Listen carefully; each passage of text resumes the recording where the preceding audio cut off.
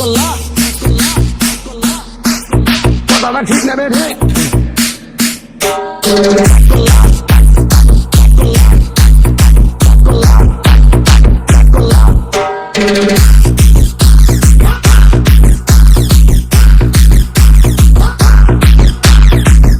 বিসমিল্লাহ বিসমিল্লাহ আরেকবার কও সুবহানাল্লাহ সুবহানাল্লাহ রাগ করলা না। এই পাগলা